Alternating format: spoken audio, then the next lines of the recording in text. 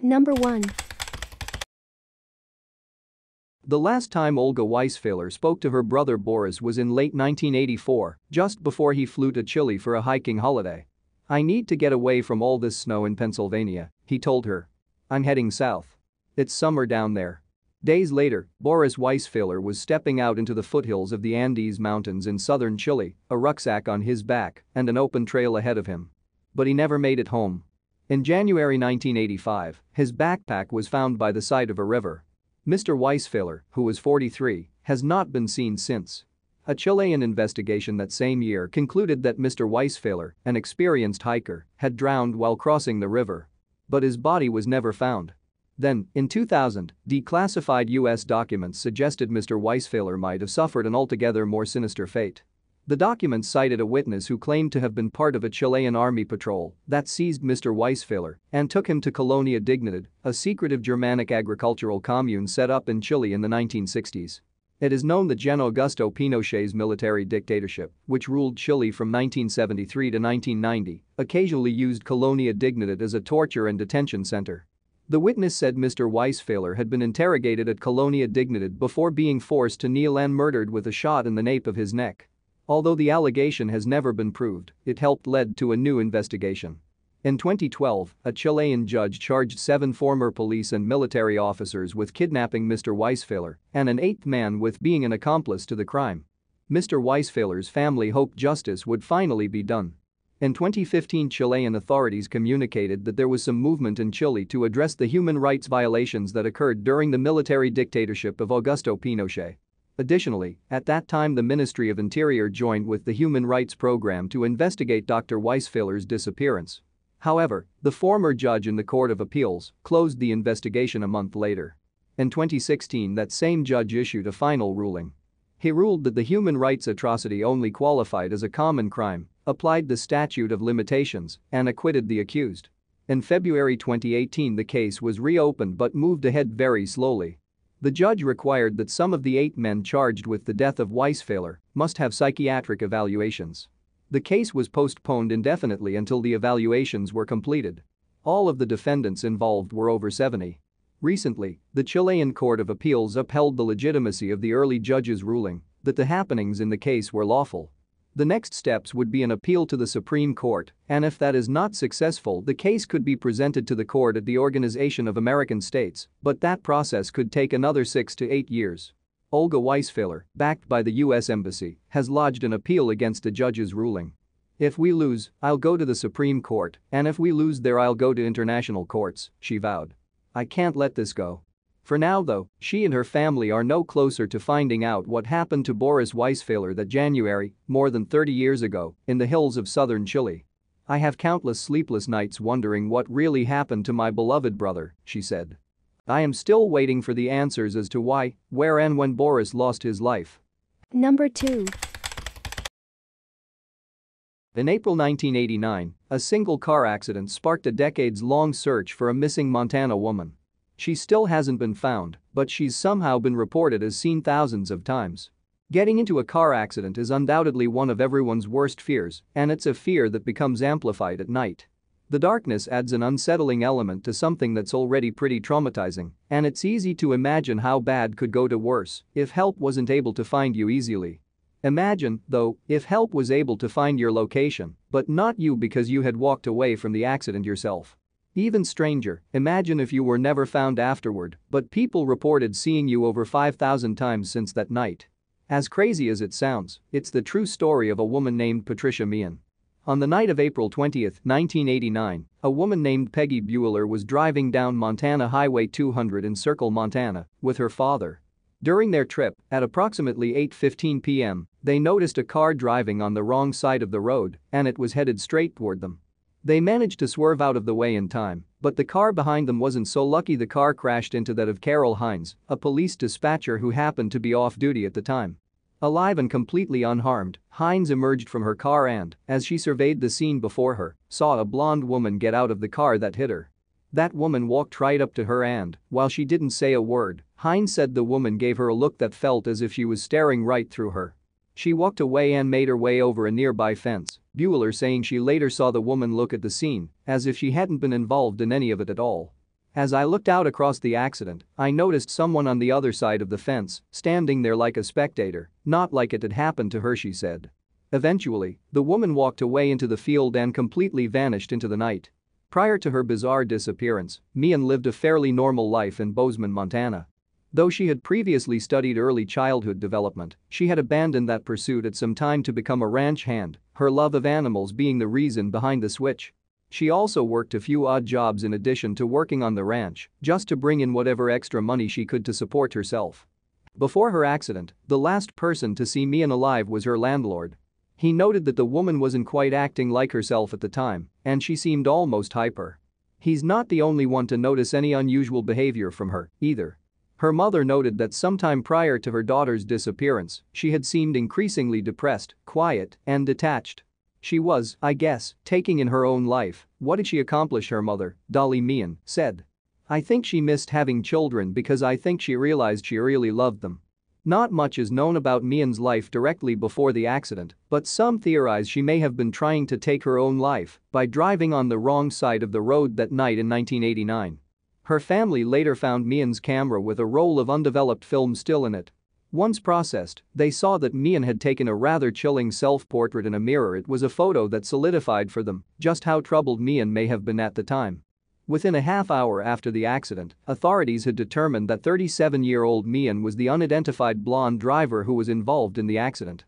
They began to search the area near the scene and eventually discovered a trail of shoe print that led through a field approximately 0.75 miles away from the scene of the crash. It was believed that the tracks belonged to Meehan. The investigators on the scene followed the trail of prints until around 3 a.m., when the tracks eventually faded away due to the terrain of the area. It was then that they decided to put a hold on their search until the next day. Shortly after they were alerted of Meehan's disappearance, her family made their way to Montana to assist in the search. Volunteers used ATVs and horses to trek through the terrain, nearby mountains, and even some abandoned coal mines in the area, looking for any sign of the missing woman. At one point during the search, the Meehans actually brought in a helicopter to aid in their quest to find their daughter, but to no avail. As Circle was approximately 300 miles away from Meehan's home in Bozeman, both her family and the local authorities couldn't even come up with an explainable reason for why she would have been in the area in the first place or where she would have been going while there. The most common thought behind what happened to Meehan that night is that she developed amnesia as a result of brain trauma during the accident. It's a theory that does make sense. Many individuals who suffer from post-traumatic amnesia enter a state of confusion and disorientation immediately following any trauma, and they're usually unable to remember the events that happened immediately afterward. If she also developed retrograde amnesia, she may not have been able to remember her life before the accident, meaning she could have forgotten who she actually is, in addition to the fact that she was even in an accident at all. Police also wondered if Meehan made her way out of the area by hiding in a hay truck that had been parked about a half-mile from the scene of the accident, whether on purpose or because she climbed in for shelter and either lost consciousness or fell asleep. They also believed she may have hitchhiked out of the area and through the Pacific Northwest, as there have been multiple sightings of her at various truck stops between Montana and Seattle. One waitress, Barbara Clements, claimed she once saw Meehan sitting in the restaurant where she worked, noting that was acting very strange. She said Meehan sat at the same table for over an hour and a half, mainly just watching as other people walked by as she talked to herself. I felt like she didn't know where she was or who she was, Clements said. Another waitress, Barb Ruff, claimed she even saw Meehan in her town of Bozeman in May 1989. She said Meehan was in a hurry to get breakfast, but when Ruff asked why, Meehan said only that she was going shopping. Since she disappeared, there have been over 5,000 alleged sightings of Meehan, and some have actually been confirmed by police. Still, her parents say they have not heard a single word from their daughter since her disappearance, though they do hold on to the hope that she is alive and well. Her father, Thomas Meehan, said, "More than anything else in the world, I want her back with us. And we would then know that she was safe. Not knowing who she is taking a ride from, that's my biggest worry. I just pray day in and day out that she's with some good people." Number 3. On October 17, 2014, a 45-year-old psychiatrist from Japan by the name of Itsumi Yoshikubo found her way across the ocean to the cold, icy landscape of Yellowknife in the Northwest Territories, Canada. The brave woman had booked the trip by herself through a tour company and come here to this remote, faraway world on her own, perhaps seeing it as the adventure of a lifetime and a chance to see the northern lights, as many Japanese tourists to the rugged region did. Upon her arrival, Yoshikubo checked into the Explorer Hotel and spent the next few days visiting the gift shop and asking around about seeing the aurora borealis. During this time she was described as being friendly, cheerful, and in rather high spirits, despite the fact that she must have been somewhat disappointed about the fact that she had come in the off-season for the aurora, and CCTV footage would later show that she was smiling and personable to everyone she met. Indeed, Atsumi seemed to be rather exhilarated to be there, and although she tended to keep to herself, nothing seemed particularly amiss at the time. She was just another of the many Japanese tourists passing through the scenic region, looking to see the picturesque natural vistas and their ethereal northern lights. On October 22, 2014, Yoshikubo was seen by a motorist walking near the side of a road on the outskirts of town, and the woman was described as being well-dressed for winter, wearing a pink parka and carrying a camera as many tourists do, so nothing much was thought of it at the time. However, this would turn out to be the last time anyone saw Atsumi alive. The hotel realized that she was in fact missing when her checkout date came and went with no word from her. 2 days later, when the room was checked, it was found to contain all of the missing woman's luggage and belongings, including souvenirs she had bought for friends and family back home, all packed away and ready to go, as well as her passport, wallet, cash, and a return ticket back to Japan for a flight she turned out to have also missed. A look at security camera footage showed her leaving the hotel but not returning, and since it seemed from the state of her room that she had planned to come back, it was initially thought that he had gotten lost out in the wilds. An extensive land and air search was carried out by the Royal Canadian Mounted Police (RCMP), using thermal imaging equipment and tracker dogs as well, in addition to various local volunteers who launched their own excursions to look for the possibly lost tourist, but no sign of her was found. There was a sense of urgency at this time because Yoshikubo would have been completely unfamiliar with the vast stretches of taiga covering the area, and the area's famously harsh winter was inexorably approaching, yet despite covering large expanses of the terrain she could not be found. At the time, the mysterious disappearance generated a huge amount of media coverage in both the United States and Japan, and was seen to be rather baffling as Yellowknife was a safe, pretty tight-knit community that looked after and took good care of its tourists, and it was highly unusual that one should go missing. Indeed, out of all of the numerous Japanese tourists who came pouring through Yellowknife every year, Yoshikubo was the first to ever vanish like that. Besides domestic reporters, Japanese journalists came to the area in droves until it seemed that the area was virtually crawling with news reporters, all clamoring about trying to find out what in the world was going on. In addition to all of the Japanese reporters flowing into the area were Japanese law enforcement personnel who helped with the investigation and offered insights into Yoshikubo's past, and they increasingly suspected that she had probably intentionally vanished or committed suicide. It turned out that she had been estranged from her family for years, and it was considered unusual that she would come all the way to Yellowknife on her own and keep to herself when the vast majority of Japanese tourists come as groups or stick together. It was also reported that Yoshikubo's brother had been told by Japan's Ministry of Foreign Affairs that she had left a note to a friend that held hints that she was perhaps suicidal, although this has not been confirmed, and he was given no further details as to the nature of the note or what exactly it said. Another alleged red flag for authorities was that Yoshikubo came during Yellowknife's off-season, when the aurora would have been faint or obscured by clouds, if visible at all, and that she would have surely known this before booking her expensive travels. Indeed, at that time of year Japanese tourists were extremely rare. Despite the rather flimsy evidence, after 9 days of pursuing the case, investigators announced that they had come to the conclusion that they believed that Yoshikubo had come to Canada with the premeditated plan to disappear off the face of the earth, and that she had even taken measures to conceal her intentions and movements, although no further details about this were forthcoming. The opaqueness of these official statements and the lack of strong reasons for reaching this grim conclusion raised some eyebrows at the time, especially considering all of the evidence that showed that, to the contrary, she seemed to have fully planned to go back home. Why else would she have bought a return ticket to Japan and then bought souvenirs and packed her bag at the hotel? Her estranged family also doubted that she was suicidal in nature, and even if she was, why go all the way to Canada to do it? None of it made any sense. Conspiracy theories began to swirl around the mysterious case, with ideas thrown around that she had been the victim of a serial killer or come across some other sort of foul play, and that the authorities were trying to cover it up for some reason. This idea of a cover-up was exacerbated by the fact that the RCMP in Japanese were unusually tight-lipped and evasive about the details of the case, and people felt like they were not getting the whole picture.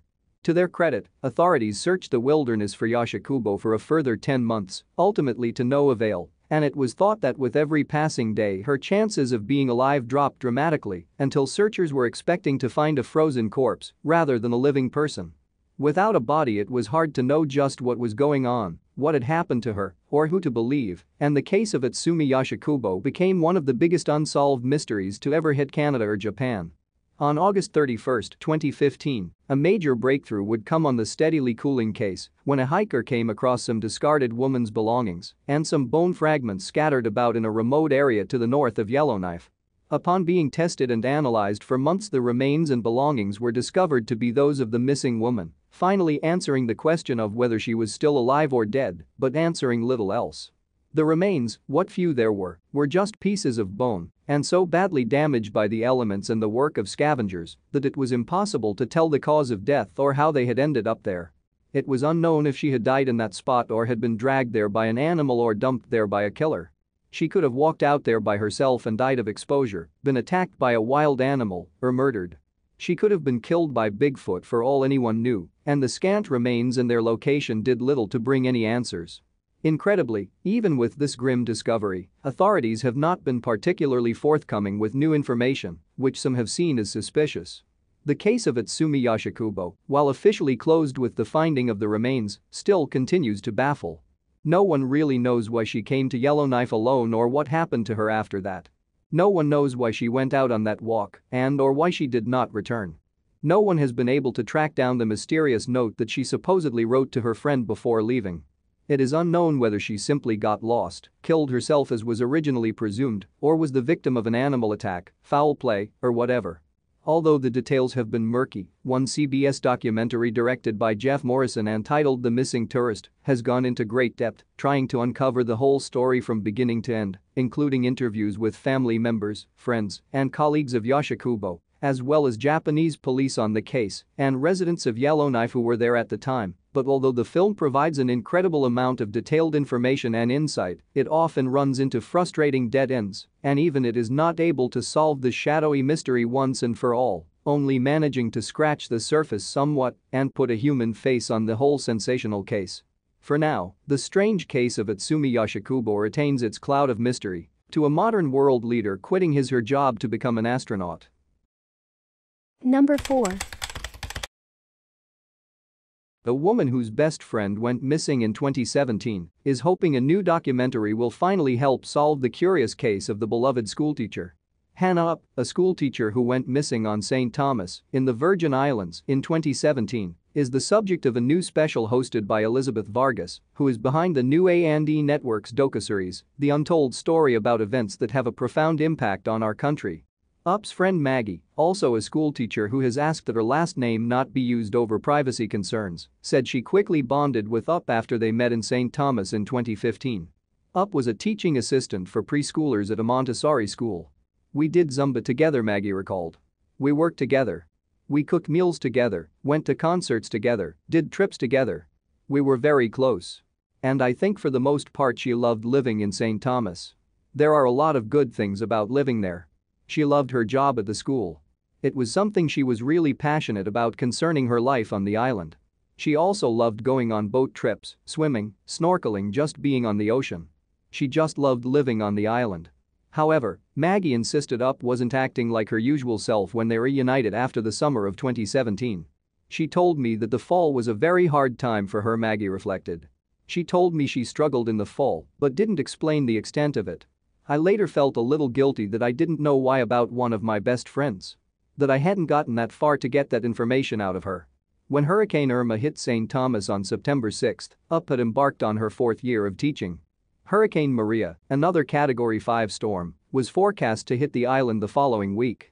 In a story about the case, The New Yorker reported Up was helping the school prepare for the storm, and one morning she got in her car and told her roommates she was heading there.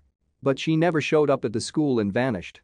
The outlet shared that after 3 days, her friends had to call off the search to prepare for Hurricane Maria. When the storm subsided, an EMT who had set up a makeshift emergency medical services station on the island organized another search. Despite canvassing the airport, homeless shelters, beaches, hospitals, the morgue, and even after interviewing captains who came in and out of the island's marina, Up was nowhere to be found. "I was just thinking about all the things we could do to find her," Maggie explained. "I was just so worried about her. I initially thought she was just with another friend. I tried to get in touch with anyone who might know anything." However, Maggie was in for a big surprise. She had no idea Up had been previously diagnosed with dissociative fugue, which is described as a rare condition in which patients lose access to their autobiographical memory and personal identity. According to The New Yorker, those with the dissociative fugue occasionally adopt a new identity or suddenly embark on a long journey. The state is typically triggered by trauma, a natural disaster, or by an unbearable internal conflict. Maggie admitted she didn't know what to make of the diagnosis. "I wanted to learn more about it, but mostly for the purpose of trying to figure out what might have happened to her," she explained. Curiosity wasn't really an option at that point. When somebody you love is distressed, you're determined to do anything to find out what happened to them. That's where my mind was. Up's mother and brother have since written a lengthy statement on Facebook about supporting the A&E special. "If Hannah is still out there somewhere, we never know what unexpected connection may lead us to a clue to locating her again," they continued. "All it would take is for anyone recognize her. True, there may be some erroneous reports as well, but we feel that it is worth the trouble to sift through them if it gives us a chance to locate Hannah. The circle of friends and family who miss her is still wide and strong, and each link matters. We take hope from the connections that continue and all who join us in reaching out to find Hannah. I want people to understand the person that is Hannah," she said. "She's just such an inspirational person. She has impacted so many people in her life." Number 5. On the 26th December 1996, the two young boys met up outside their homes and headed out for the day on the new bikes that they had been given for Christmas. The first sighting of the boys was in the morning when they were seen playing within the housing estate.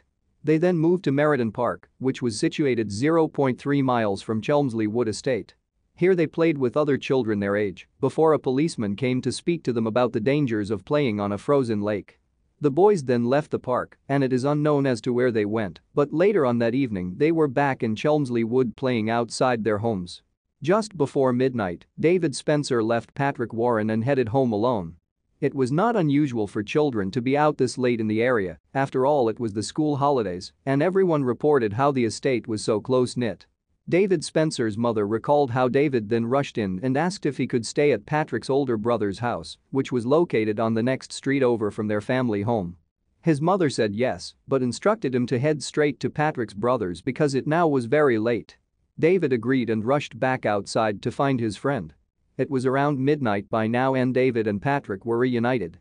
They were sighted leaving the estate with Patrick riding on his brand new red bike, which he received for Christmas. David was walking beside him.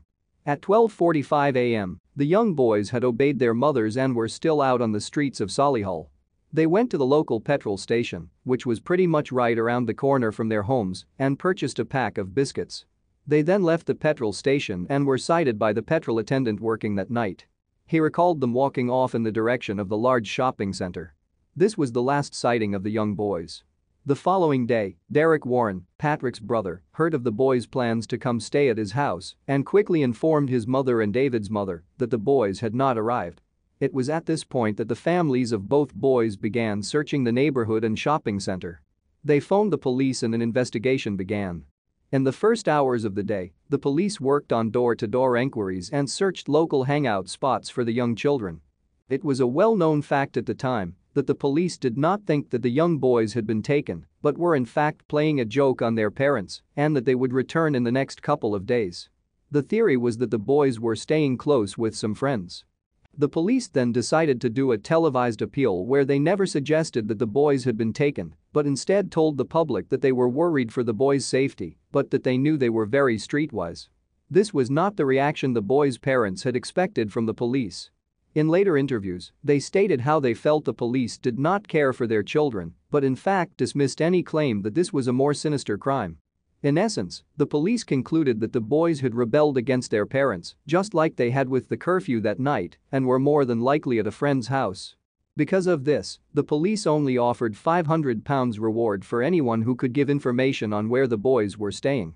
However, if the police had conducted a formal missing child investigation, they would have known that on the 27th December, Patrick Warren's new bike was found hidden behind rubbish bins at the local police station. It was not until April 1997 that the police pursued the idea that the young boys had been taken. It was in this month that the boys were labeled as missing persons and their faces were plastered onto milk cartons as part of a new scheme by the National Missing People's Helpline. This led to the case being referred to as the Milk Carton Boys. The milk cartons were rolled out nationwide to over 800 Iceland stores, yet no one came forward from the appeal, and eventually the case fell cold. In 2006, however, the case was reopened. The police took into consideration that during the time that the boys had gone missing, there was no legal sex offenders list, but there was now. They spent most of the re-investigation working through the list of known sex offenders within the area that the boys vanished from and interviewed them one by one hoping to find a suspect, however this brought no new leads. It did flag up that a known pedophile was living in a 5-mile radius from the petrol station in which the boys were last seen. The name of the man was Brian Field. Number 6. Annie McCarrick, Joe Dollard, Fiona Pender, Ciara Breen, Fiona Sinnott, Deirdre Jacob. Some, if not all, of these names still resonate today, 20-odd years after they disappeared, presumed murdered. Like Philip Cairns, the Dublin schoolboy who vanished, never to be found, in 1986, the likely fate of these 6 women aged between 18 and 28 taps into our darkest fears. People remember their names to this day because they went missing over a short time period 1993 to 1998 in a certain part of the country and because they were normal people going about their everyday routine, says Alan Bailey, who headed the Garda task force charged with finding a connection between the missing women. The Deirdre Jacob case was particularly troubling because she disappeared in broad daylight during the afternoon and close to her home in Newbridge. There was a sense in the minds of the public and the media that a serial killer could have been responsible for at least some of these cases. That feeling was exacerbated by the Vanishing triangle sobriquet that was applied to an area that stretched from Wexford in the south to Louth in the north and to Offaly in the west. That the women seemingly vanished into thin air was compounded by the lack of surveillance cameras at the time. In the case of Annie McCarrick, Bailey says, the only CCTV footage we have of her on the day she disappeared was in her local bank. Now, more than 20 years on, there are CCTV cameras virtually everywhere in urban areas, so had she gone missing today, we would be far better placed to trace her movements. Bailey, who retired from Garda Síochána in 2011 after 39 years' service, has written an exhaustive book, Missing, Presumed, on these notorious disappearances and on other gruesome murders of Irish women, some like Marie Kilmartin and Layla Brennan, whose bodies were found in shallow graves. He spent 13 years as the national coordinator of the Operation Trace Task Force, alongside his role as detective sergeant in charge of the Garda Serious Crime Review Team. Now the human resources manager at the Capuchin Day Centre in Dublin, he says he thinks about the victims and their families every day without fail. Devastating as it is for a loved one to be killed, those left behind can find it very hard to cope when there are no remains for them to bury, he says. It's the not knowing that can eat away at them. As the book makes clear, fate played a cruel part in each case. Annie McCarrick was last seen in Johnny Fox's pub in the Dublin Mountains, but she would have been alive today if she had delayed by even a few seconds when she left her home in Dublin. The bus was pulling out of the stop but stalled when it saw her running for it. And we wouldn't be talking about Joe Dollard today if she had made her bus from Bucyrus and not had to hitchhike to her home in Kilkenny that night. The arrest of Larry Murphy in 2000 for the abduction, rape and attempted murder of a young Carlow woman has led to many speculating that he may have been responsible for some of these missing person cases, especially as it subsequently emerged that the so-called Beast of Baltinglas, a carpenter, had done work in a sweet shop owned by Deirdre Jacob's grandmother.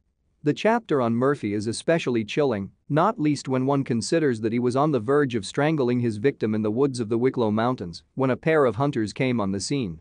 It is a possibility, of course, Bailey says, but we have to keep an open mind. In a number of cases, especially those of Fiona Pender, who was heavily pregnant, and Fiona Sinnott, Bailey insists that the respective prime suspects were known to both victims.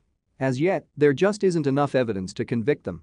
Discovering the whereabouts of the bodies would have been of enormous help to the investigations, and before Christmas, it was hoped that Fiona Pender's body would finally be found. Gardaí received a tip-off from someone who claimed to have been told the whereabouts of her body from the chief suspect, but 2 weeks of searching proved fruitless. Bailey is critical of the Gardaí's willingness to turn the dig into a media circus and, throughout the book, he points to both Garda ineptitude and brilliance in efforts to bring the killers of women to justice over the last couple of decades. He cites an example of poor police work in the so-called Grangegerman killings of 1997, when 2 mentally ill women, Sylvia Shields and Mary Callanan, were savagely murdered in their home in the North Dublin suburb. Dean Lyons, a drug addict with a low IQ, confessed to the killings and was imprisoned, only for another man, Mark Nash, to admit to the murders of the 2 vulnerable women after being arrested for a separate violent crime. Lyons, who died of an overdose in 2000, was posthumously exonerated by the police. It was a very different story in the case of Phyllis Murphy and the apprehension of her killer some 20 years after the event. After having gone missing in late 1979, her body was found in the Wicklow Gap on New Year's Day 1980. Vaginal swabs were taken and carefully stored. It wouldn't be until advancements in DNA profiling in the late 1990s that her killer, ex-Army Sergeant John Crerar, could be arrested. It was immensely satisfying to bring him to justice, Bailey says, and it shows that even though perpetrators may think they have gotten away with a murder, there's always a strong chance they will be apprehended in the future. Sometimes all it takes is for someone who gave them a false alibi to come clean. Bailey says several people are carrying dark secrets in their hearts when it comes to the women of the Vanishing Triangle, and not just the perpetrators. People have information that would, at the very least, enable the bodies to be located. I don't know how they can live with themselves by harboring such knowledge. The missing women and their families are kept in sharp focus. Annie McCarrick's parents divorced several years after her disappearance. Her father has since died. Bailey writes about Nancy McCarrick with great sympathy, a woman now alone who only wants a grave to visit, as she has come to accept that her daughter will never come home. He clearly admires the determination of Jojo Dollard's family to make sure their little sister is not forgotten, even as the years have passed with no answer. He understands why the Jacobs wistfully speak of their hope that, for reasons utterly unknown to them, Deirdre left willingly to start a new life. Perhaps someday their daughter will return to them as inexplicably as she vanished. Yet as told by the title, Bailey believes the women were murdered and buried in graves that will likely only be found by confession or chance. He holds no hope for anything but justice. Though these women remain lost in death, may this not always be so. Number 7. Ben McDaniel's parents believe 2 things. That their 30-year-old son dived into an underwater cave in Vortex Spring in Florida on the 18th of August, 2010. And that he is dead. What happened in between those 2 events has completely turned their life upside down. Ben had recently moved into his parents' Santa Rosa, Florida, beach condo to escape a failed business and a broken marriage. Things hadn't been going so well for Ben recently, and he needed some time to clear his head. This location was perfect for Ben, who was an avid diver. Vortex Spring is a popular vacation destination hours away from the hustle and bustle of Orlando and Disney World. The spring remains a pleasant 68 degrees year-round and boasts of thousands of tourists who flock to the spring for camping, swimming and, of course, diving. While Ben frequented the spring, he never received sufficient training and wasn't considered an experienced diver. The spring consists of a 200-foot basin which leads to an underground cave system. In the 1990s, 13 divers perished in the cave.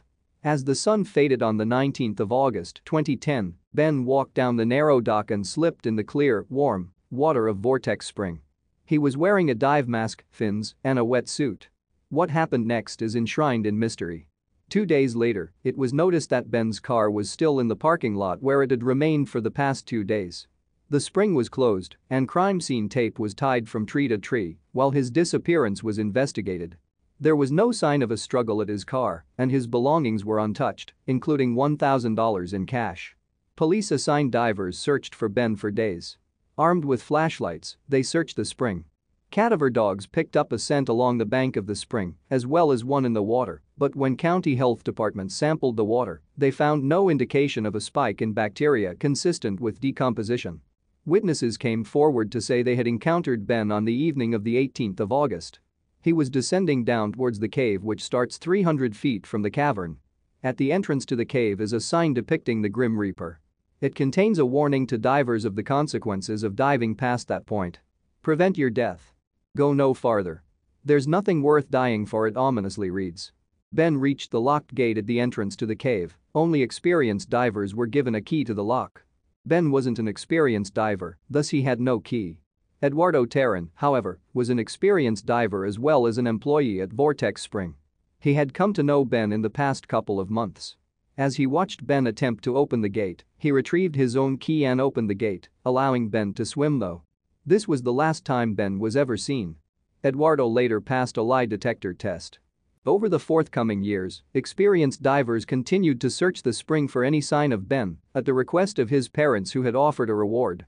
While police had already searched the spring, there were certain passages that they refused to search because it was much too dangerous and they weren't experienced enough. They didn't want to risk their lives, understandably.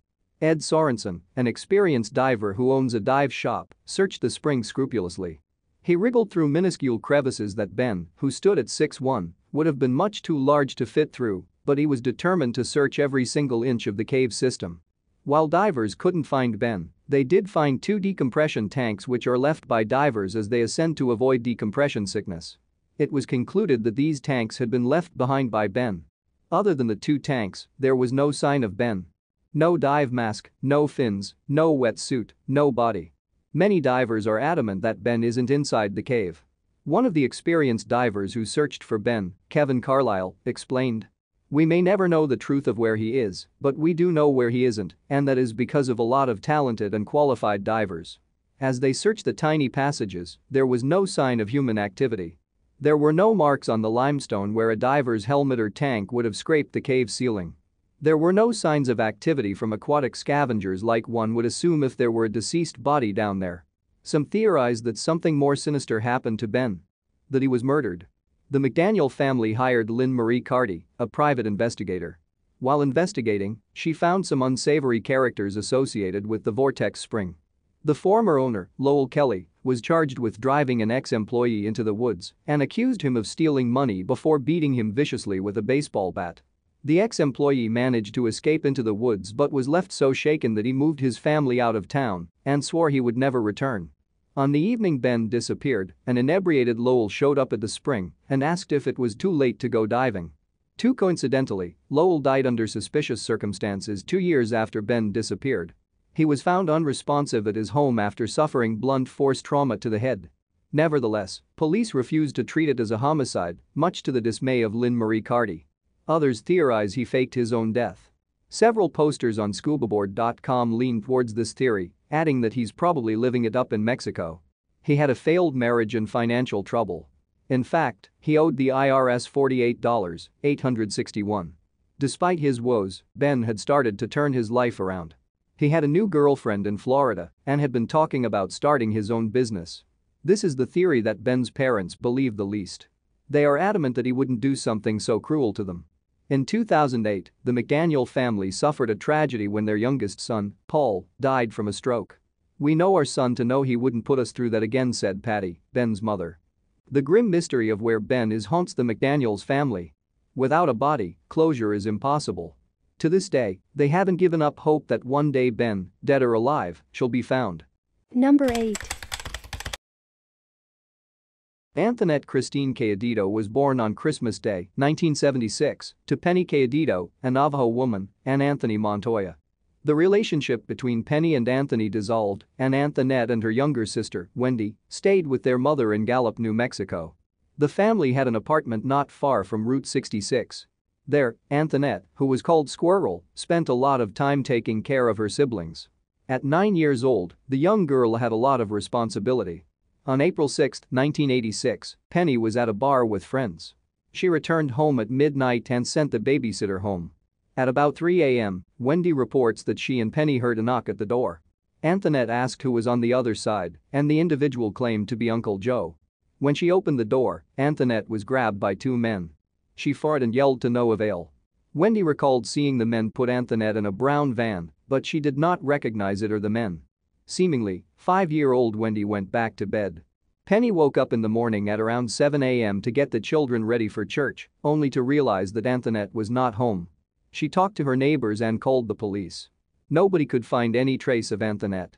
1 year after Anthonette's disappearance, Gallup Police Department received a phone call from a young girl claiming to be Anthonette. Suddenly, an angry male voice appeared on the phone, yelling, "Who said you could use the phone?" The girl screamed, and the phone call ended. Penny claimed the young voice sounded like Anthonette, but she did not recognize the voice of the man. In 1991, 5 years later, a Carson City waitress was serving a table including an unkempt couple and a teenage girl. The server claimed that the girl bore a striking resemblance to Anthonette and kept knocking utensils to the ground. At one point, the girl grabbed the server's hand and gave it a squeeze. When the table left, the server uncrumpled some napkins left on the table. One said, "Call the police," and the other said, "Help me." Penny passed away in 1999, and Anthony passed away in 2012. Authorities have some theories about the case. While Anthonette did have an Uncle Joe at the time, police interviewed him and deemed he was not a suspect. Today, authorities believe Anthonette is deceased, but they have never located her body. They also believe Penny may have more information than what she gave to the police as the result of a failed lie detector test. Wendy describes the situation as breaking her family. She described her sister's disappearance as creating a very dark and dysfunctional time. In fact, Wendy claims that her mother had difficulty even speaking about Anthonette without crying, drinking or using drugs to numb the pain. Albuquerque Jane Doe. In 1996, a Jane Doe was found in Albuquerque on May 2. The Jane Doe was between the ages of 14 and 18 with Native, Hispanic, or white heritage. She was between 5'2" and 5'4". As of today, there is no news regarding whether Anthonette is a match to Jane Doe. There is still hope to find Anthonette, or at least to figure out what happened to her. Anthonette has moles on her right cheek, nose, ankle, and back. She also has scars on her knee and lip. She has dark hair and dark eyes. If you believe you have information related to the disappearance of Anthonette Cayedito, you can contact the National Center for Missing and Exploited Children. Number 9. It's a nightmare that unfolded in the valley 2 decades ago. A little girl heading to find an ice cream truck vanished without a trace. 20 years is a long time, but it hasn't dulled the faith of Mikelle Biggs' family. Mikelle's sister, Kimmer, says they will never stop fighting and looking and hoping they find out what happened to the 11-year-old. Mikelle was last seen riding her bicycle near her family's residence in Mesa, Arizona on January 2, 1999. Mikelle and her younger sister thought they heard an ice cream truck's music in the distance and asked their mother for money. Mikelle and her sister waited for the truck near Toltec Street and El Moro Avenue at approximately 5:50 p.m. Her sister became cold and returned to the family's home for a coat. Their mother sent her back for Mikelle, but she had disappeared. Mikelle's bicycle and her 2 quarters were found near the street where she had been standing. The bicycle was not at the corner, but partially back towards the house. It was lying on its side with the wheel still spinning. Mikelle and her sister had been separated for only about 90 seconds. Authorities searched the entire area near Mikelle's family's home, but no evidence pertaining to her whereabouts was found.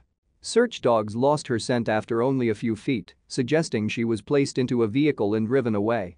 Authorities were unable to confirm if an ice cream truck was in the area at the time of her disappearance, but all ice cream vendors in the area were cleared of involvement in Mikelle's case. Known sex offenders in the vicinity were also cleared of any connection to Mikelle. There have been many false leads in Mikelle's case. On January 9, police dug up what appeared to be a freshly dug grave outside of Mesa. They found nothing. 2 witnesses were put under hypnosis in hopes that they would remember something, but nothing came of that. A copper-colored Jeep was reportedly spotted near Mikelle's home at the time she was last seen, but when its driver was located, he was ruled out as a suspect and he had seen nothing usual. Houses in the neighborhood were searched with the consent of their owners, but to no avail. Only one homeowner refused to permit a search. He is not considered a suspect. On March 10, 1999, a man reportedly tried to abduct 2 girls, a 10-year-old and an 11-year-old, from a schoolyard. Police thought the incident might have been connected to Mikelle's case, but the abduction was revealed to be a hoax. Investigators have released sketches of 2 possible suspects in Mikelle's disappearance. Both images are posted with this case summary. The sketches were not widely publicized since authorities are not certain if the men are connected to her case. Mikelle's father believes he knows who was responsible for his daughter's apparent abduction. The man, D. Blalock, lived 2 blocks from the Mikelle home in 1999. He had prior convictions for sex offenses in 3 states and was registered as a sex offender. In 2001, he was convicted of raping a neighbor and trying to kill her. He is presently serving a 15.5-year sentence in an Arizona prison. A photograph of Blalock is posted with this case summary. His wife provided him an alibi for the time Mikelle disappeared, saying he was in their home garage the entire night. Mikelle's parents visited him in prison and asked directly if he had been involved in her disappearance, but he repeatedly told them he knew nothing about it. Mikelle's family now lives in Gilbert, Arizona. On the 5th anniversary of her disappearance, her family held a funeral for her with an empty casket. They believe Mikelle was murdered shortly after her disappearance. No charges have been filed against anyone in her case. Mikelle is described an intelligent, artistic, sociable person and an honor student. She played the clarinet and was a member of her school's student council at the time of her disappearance. She wanted to become an animator when she grew up. Her favorite color is purple, and she has 2 younger sisters and a younger brother. Mesa police officials say Mikelle Biggs' disappearance remains an open case, with no new strong leads. There was a dollar bill that had Mikelle's name on it. Fox 10 reported on this development in March 2018, but police now say it was not a credible lead. There are few leads in Mikelle's disappearance, and her case remains unsolved.